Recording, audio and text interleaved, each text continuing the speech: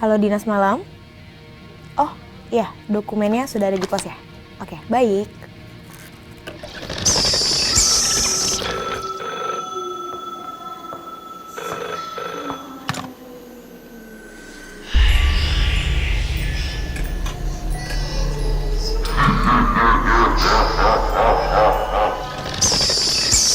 Hai Smart Viewers, selamat datang di Dinas Malam. Aku Rara. Aku Ipe, dan kita akan menemani kalian menyusuri cerita dan hal-hal berbau mistis dan mencekam.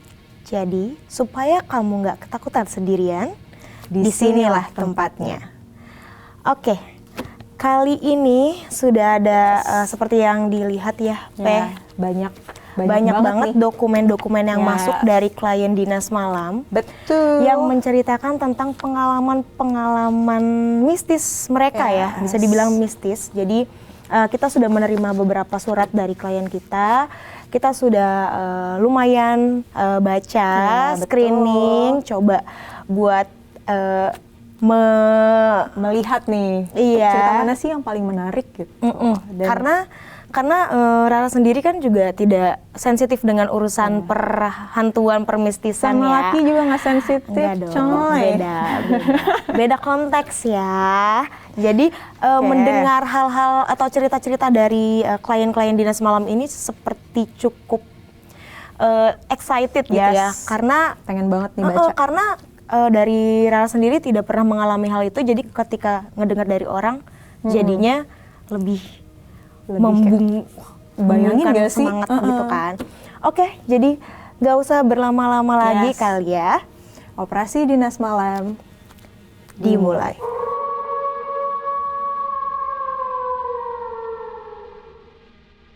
Ada datang dari klien Dinas Malam ya, Peh? Yes. Dengan boleh kita baru terima nih, baru banget tadi ya, Ra. Dari namanya minta disamarkan sih, kita kasih nama dia Tina. Oke. Tina nggak pakai tuh. Iya. Oke. Tina. Sip, kita mulai aja kali ya. Oke, kita mulai cerita dari Tina. Oke, Kak Tina. Cerita ini berawal dari saat aku kuliah. Saat itu, aku berkuliah di salah satu universitas di Pulau Jawa.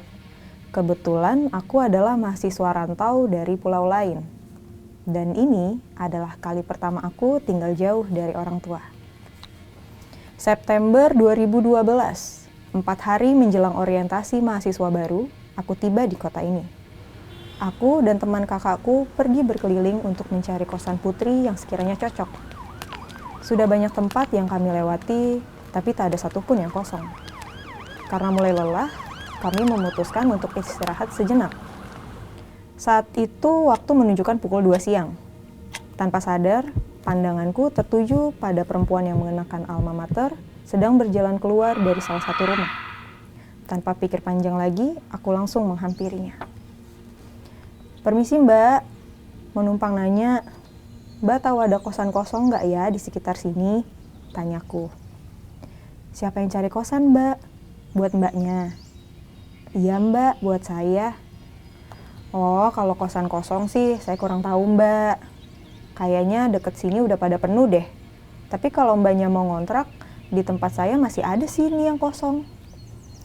"Oh iya, makasih ya Mbak ya. Saya izin lihat-lihat dulu," jawabku. Aku mulai berjalan masuk sambil berharap semoga tempat ini cocok.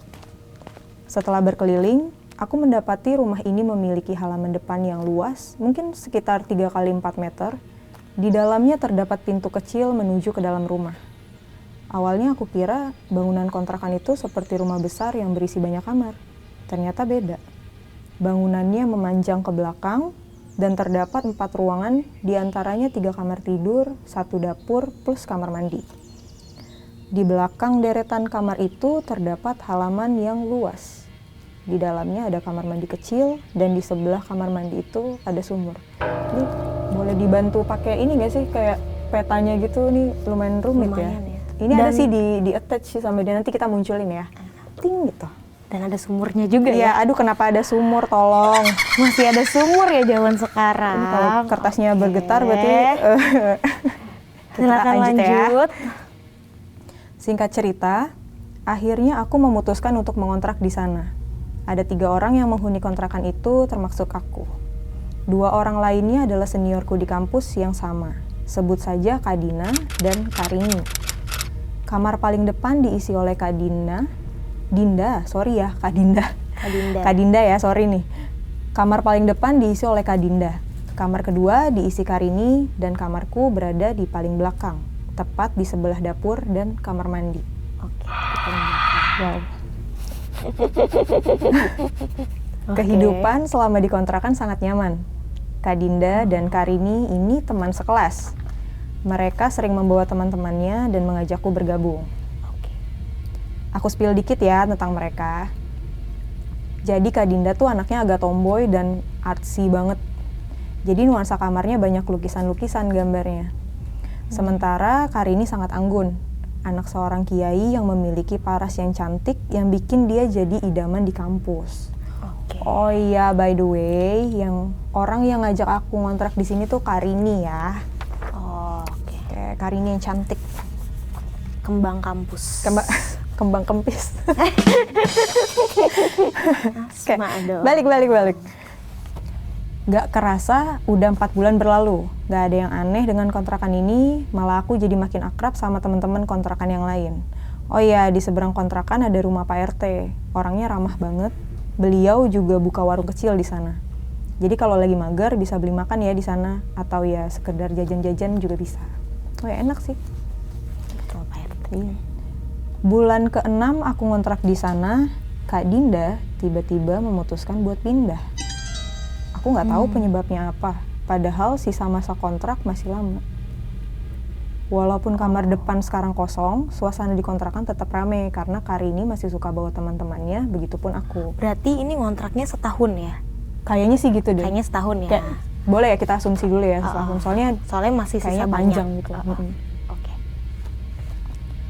Tapi lama-kelamaan teman-teman Karini udah nggak pernah main lagi. Karini pun mulai jarang di kontrakan. Dia jadi sering nginep di kosan temennya. Karena banyak tugas kuliah dan malas sendirian di kontrakan, jadinya aku juga lebih suka pulang malam, biar bisa langsung tidur. Ya, mandi dulu. Wah, ulang ya. Jadinya aku juga lebih suka pulang malam, supaya bisa langsung mandi dan tidur. Tadi mau terbalik. Tidur dan mandi. Ya. Di bulan ke-9, saat aku mau berangkat kuliah, aku berpapasan dengan Karini. Dek, kayaknya aku mau pindah deh dari kontrakan. Mau ngekos aja. Kamu mau pindah juga nggak? Katanya tiba-tiba. Kenapa mbak? Sayang loh mbak, tinggal 3 bulan lagi nih sisa kontrak di sini. Jawabku. Aduh, aku udah nggak bisa ngontrak lagi dek. Mau ngekos aja sama teman-temanku. Kamu cari kosan juga aja biar nggak sendiri, atau mau ikutan di kosan aku? Aku pikir-pikir dulu ya mbak. Oh, Jawabku berarti sedikit bingung. Karini ya tadi? Karini udah ada kosan ya? Karini udah mau ngekos. Tadi kan dia yang ngontrak nih. Mereka kan ngontrak ya, mau pindah kosan nih dia. Mungkin lebih hemat nggak sih? Atau bajunya dicuciin kali? Atau ada alasan lainnya? Kita lihat ya. Beberapa hari kemudian, Karini resmi keluar dari kontrakan. Sementara aku masih dilema antara sayang soalnya udah bayar kontrakan setahun. Oh ya bener. Udah bayar kontrakan setahun atau males ngurus kontrakan sendiri. Tapi selama di kontrakan aku nggak pernah ngerasain ada ya. Tenang. Tapi selama di kontrakan aku nggak pernah ngerasa ada yang aneh-aneh. Jadi aku putusin buat lanjut ngontrak dan abisin sisa 3 bulan di sana. Keren.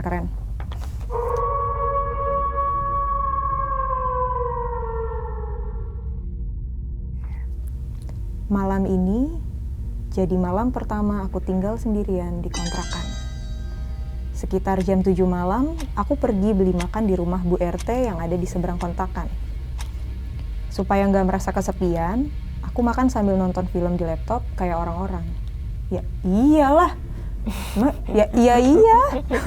Ya terus. Selesai makan, aku meletakkan piring dan sendok garpunya di depan kamarku. Karena biasanya Ibu RT akan membereskan piring tersebut esok paginya. Setelah itu, aku kembali menonton film. Tiba-tiba aku melayang. Enggak dong. Kayak balik. Bisa ini nggak? Yang bener nggak? Oke. Tiba-tiba ada suara piring berbunyi seperti orang yang sedang makan. Klonteng, klonteng, klonteng. Aku agak terganggu, tapi nggak mikir yang aneh-aneh. Ya, paling itu kucing. Brak! Aku gebrak aja pintunya biar kucingnya diem. Ya nggak? Ya. Suaranya hilang. Tapi saat aku lanjut nonton, suaranya muncul lagi. Klonteng, klonteng, klonteng, klonteng. Aku gebrak lagi. Berulang begitu terus. Sampai pada akhirnya suaranya makin kencang dan cepat. Klonteng, klonteng, klonteng. Wah, ada apa nih? Makannya cepet ya, udah mau habis waktunya. Nah, karena penasaran, aku mengintip dari balik gorden jendela kamar. Ada apa? Nggak ada apa-apa. Nggak ada apa-apa. Tenang. Oke. Ya. Piring serta alat makan itu masih tersusun rapi. Tapi aku masih positive thinking. Saat itu aku masih belum ada rasa takut. Keren nih, Batina. Luar biasa. Orang ngebrak. Iya.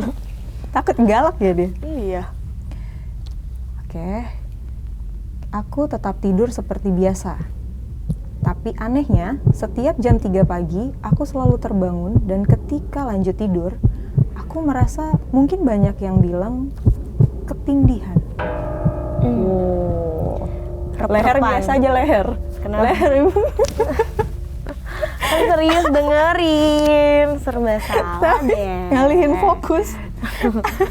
Ayo dong, kasihan nih Oke. Mbak Tinanya nih. Oke. Lagi rep-repan. Nah, jadi aku merasa udah sadar, tapi mata nggak bisa kebuka, badan nggak bisa gerak, mulut juga nggak bisa bicara, dan itu terjadi hampir setiap hari. Wah, Mbak Tina ini loh. kuat banget. Mbak Tina ini kuat banget loh, ya. Kejadian itu terjadi kalau aku tidur dengan posisi lampu padam. Sejak saat itu, aku selalu tidur dengan lampu menyala. Oh, berarti kalau lampunya nyala tidak ada Nggak kejadian ada. ketindihan. Bener. Oke.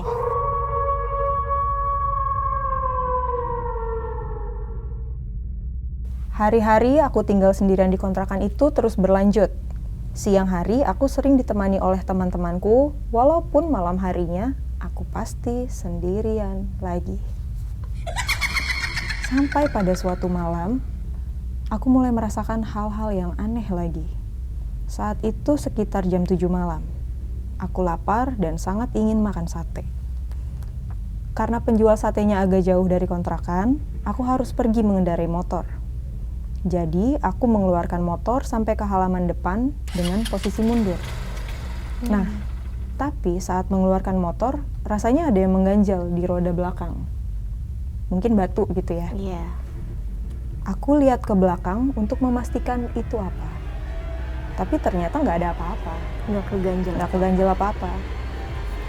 Kemudian pas aku kembali melihat ke arah depan, di bagian stang motorku, terdapat gumpalan rambut panjang yang menjalar ke arah ban depan, jatuh perlahan, dan menghilang. Rambut siapa ini di stang motor? Ada. Berarti kalau rambutnya di stang motor gitu, kepalanya di lampu nggak sih? Bagus tuh. Iya, Motor ada model baru. lightingnya ya. Aduh. Waktu itu rasa laparku lebih besar daripada rasa takutku. Jadi aku tetap pergi mengendarai motor dan membeli sate. Nggak gimana, tolong ini Mbak Tina, tolong ya. Ya, udah ngelihat Tolong deh. rambut. Masih dia beli sate kan lama ya? Iya. Terus pulang lagi gitu makan sate Jauh. nggak? Di situ kan disebutin jauh dari kontrakan. Iya jauh, mesti Satenya. pakai motor. Saking jauhnya Itu dia rambut harus pakai biarin aja. motor. Lapar. Tapi kalau Rara kayaknya juga gitu sih. Ya enggak dong, enggak. Kalau Epe sih udah Minggir. itu motornya udah ditinggalin aja, udah kabur kemana tahu. Ya jangan dong. Ya udah nggak jadi lapar udah.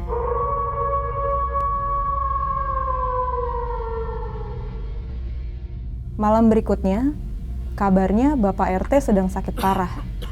Kurang lebih sudah seminggu beliau sakit. Ya kasihan. Sekitar jam 9 atau 10 malam, ada pengajian di rumahnya. Karena suaranya kencang banget, aku pergi melihat ke halaman depan kontrakan. Kondisi komplek perumahan saat itu sangat sepi. Hanya terdengar suara pengajian dari rumah Pak RT saja. Jalanan sekitar pun terlihat berkabut dan semerbak wangi bunga Kamboja tercium sangat menyengat. Di kontrakannya. Yes. Lewat gitu. Oke. Aduh. Padahal Entah nggak ada apa yang pohon Kamboja terjadi. kali ya? Nggak bisa jadi karena wangi doang kan. Tapi Iya. kan emang kalau wangi gitu suka ada nggak sih? Kelibat Iya sih. ya. Ada yang lewat parfumnya Kamboja gitu. Aneh banget orang kayak gitu Nggak ada. pakai parfum Kamboja. Katanya sepi loh di sini kan. Oke. Katanya tuh entah apa yang terjadi, tapi esok harinya Pak RT sudah kembali sehat dan duduk di depan rumahnya seperti biasa, meskipun wajahnya masih terlihat agak lesu dan pucat. Oh, berarti habis ngaji udah, Ra. Baikan. Mungkin sakitnya bukan sakit ini nggak sih, sakit medis.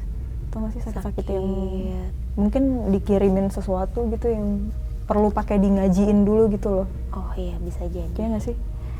Bisa jadi mungkin ya. Tegang banget ya, Sotoy tegang banget. nih. Iya. Aduh. Lanjut. Dan sejak kejadian itu, aku mulai merasa takut. Cerita lainnya terjadi saat aku sedang PDKT dengan seorang cowok. Sama deh, Batina. Nanti mas-masnya gini gak sih? Iya sama gue nih. Kami janjian untuk pergi makan malam nih. Mereka makan malam. Makan sate lagi nggak sih? Sate yang kemarin. Mbak-mbaknya ikut. Aduh. Mana sih? Hilang. Oke, lanjut ya. Mendengar suara motornya telah sampai, aku bergegas keluar kontrakan dan mendapati dia juga sedang berjalan masuk ke halaman kontrakan. Namun, dia tidak berjalan ke arahku, melainkan ke arah lain dan terlihat seperti sedang berbicara dengan seseorang. BRT. Mungkin? BRT, Pak RT. Aku berjalan menghampirinya dan menemukan tidak ada orang lain selain kami berdua. Ngobrol sama siapa ya masnya? Oke. Saat kami hendak pergi, dia terlihat seperti berpamitan dengan seseorang. Sesampainya di tempat makan, aku menanyakan dengan siapa tadi ia berbicara. Kamu tadi ngobrol sama siapa? Sama mbah yang jaga kontrakan kamu. Aku terdiam sejenak.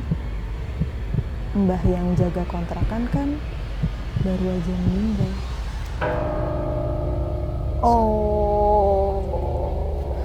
Suasana langsung hening sampai aku kembali melanjutkan pembicaraan. Emangnya kalian ngobrolin apa? Dia cuma nanya mau pergi kemana, terus kasih pesen kalau jangan aneh-aneh aja sih. Oke. Oh, jawabku. Setelah itu kami pulang dan begitu sampai di depan gerbang kontrakan, tanpa menunggu aku masuk dahulu, dia langsung tancap gas. Cupu nih. Mana sih? Masa cuma gitu doang? Berarti dia ada niat gak sih nih kalau kayak gini, cowok kayak gini? Ya baru mau ngapa-ngapain. Iya, baru mau dibilang kemalaman nih kita kayaknya nginep aja gak sih gitu ya. Ups. Ya diingetin sama si Mbah. Aduh. Kejadian-kejadian mistis lainnya yang sering aku alami seperti lemparan batu yang entah dari mana datangnya, atau suara ketukan pintu di malam hari. Temanku yang sering main ke kontrakan pun sering melihat sosok wanita berbaju coklat panjang di halaman belakang di dekat sumur. Oh iya, satu lagi kejadian yang pernah aku alami sekitar jam 4 atau jam 5 subuh. aku mendengar seseorang berbisik di telingaku, "Ayo sholat." Bisikan itu menyuruhku untuk sholat. Padahal aku non-muslim. Ya, salah. Ini nggak research dulu nih. Iya. Gimana sih? Ini bahasa sholat. Suara Mbah bukan itu? Nggak tahu ya, bisikan doang, bisikan. Ayo sholat. Sholat. Mbah. Malam terakhir aku di kontrakan, aku tidak sengaja bertemu dengan temannya Karini. Kami berbincang dan dia menanyakan apakah aku masih tinggal di kontrakan dan juga apakah aku mengalami sesuatu di sana. Dia pun akhirnya menceritakan kalau bapaknya Karini memasang semacam pagar pelindung untuk melindungi Karini dan sekitarnya. Namun sepertinya sesuatu terjadi sampai Karini akhirnya memutuskan untuk pindah. Dan mungkin itu yang menyebabkan hal-hal aneh terjadi semenjak tidak adanya Karini. Oh, berarti sebelumnya Nggak pas ada masih apa-apa. Iya, pas masih rame nggak ada apa-apa. Pas dia udah sendirian baru terjadi nih banyak nih. Ya kan? Oh, bisa jadi. Pagar pelindungnya. Oke. Lanjut.